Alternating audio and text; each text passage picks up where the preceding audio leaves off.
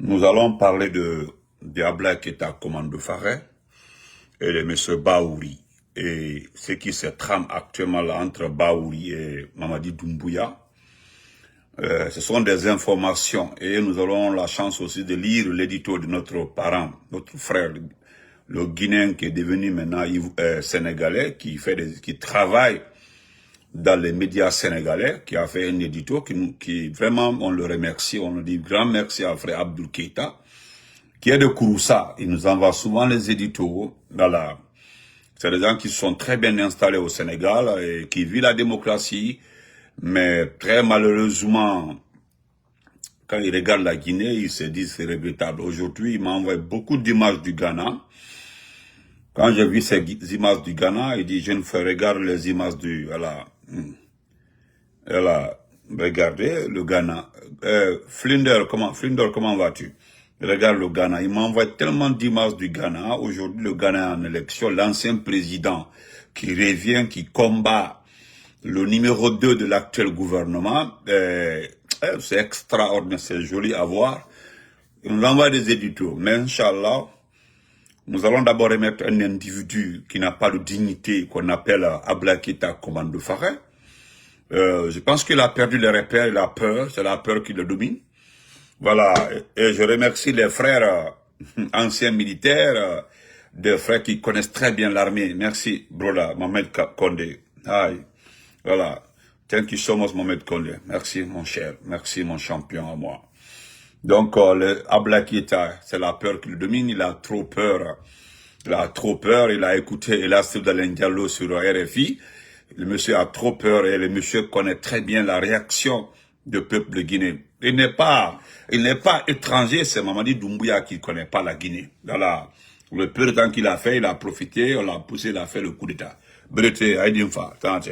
Donc, partagez.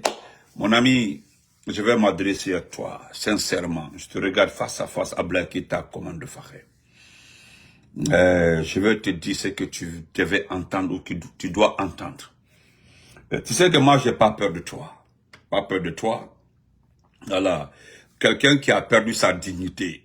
Quelqu'un qui a perdu qu'on appelle ça, la notion de repère. Quelqu'un qui sait pas ce qu'il doit faire dans cette vie. Voilà. Ce dernier n'a pas de concurrent au niveau des personnes dignes, des personnes qui respectent leurs paroles, les personnes qui sont fidèles à leur parti politique, à leurs paroles. Aujourd'hui, s'associer à quelqu'un qui ne respecte pas sa parole, s'associer à quelqu'un qui a perdu toute sa dignité, mais vous êtes époux, vous êtes pareil, vous êtes tout, donc toi tu ne peux pas nous dire de respecter nos paroles, de se comporter, je ne sais pas. Voilà, ce monsieur, partagez, comme dit le grand frère, le frère Tasslima, partagez, s'il vous plaît. Ce monsieur est en train de menacer l'armée guinéenne. Smart, comment vas-tu? Il menace l'armée guinéenne. Il a peur. Voilà, il menace. Il fait partie des personnes qui aujourd'hui ont démantelé l'armée guinéenne. C'est un ancien des anciens de l'armée guinéenne. Ils connaissent ça. En tout cas, c'est le milieu de génération. Il est au milieu comme ça. C'est eux qui venaient après les Kerfala, les Kelefa et autres. Donc, les générations là, c'est la génération qui devait aujourd'hui être aux affaires du côté militaire.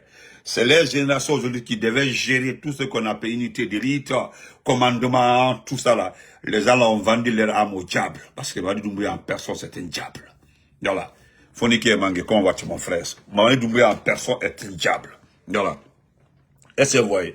Donc c'est pour vous dire, encore une fois, Ablaye Keita, ce n'est pas Benito. Alalekal Benina. On dit quand Dieu te prend là, quand Dieu le Tout-Puissant Allah te récupère, il fait de toi ce qu'il veut, il est le Créateur. Vous pensez qu'en trompant le procès Alpha Condé, en lâchant le procès Alpha Condé, qu'est-ce que vous pensez? Que Dieu allait vous étaler tout le bonheur que vous voulez dans la vie? Non. J'ai causé avec des militaires ce matin-là.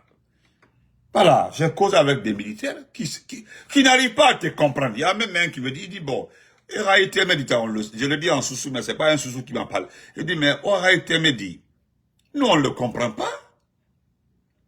On ne le comprend pas. Et lui bas, sa famille bas, tous ses enfants sont sur les réseaux sociaux. Quel est le membre du CND qui n'est pas sur les réseaux sociaux? Mais, dès qu'il se lève, c'est nous. C'est l'armée, vous les militaires qui sont sur les réseaux sociaux. Donc, d'abord, on n'a pas d'activité. Il n'y a pas de mission. Mais, s'il vous plaît. Il y a un frère qui me dit, il dit, nous sommes à Kissidougou.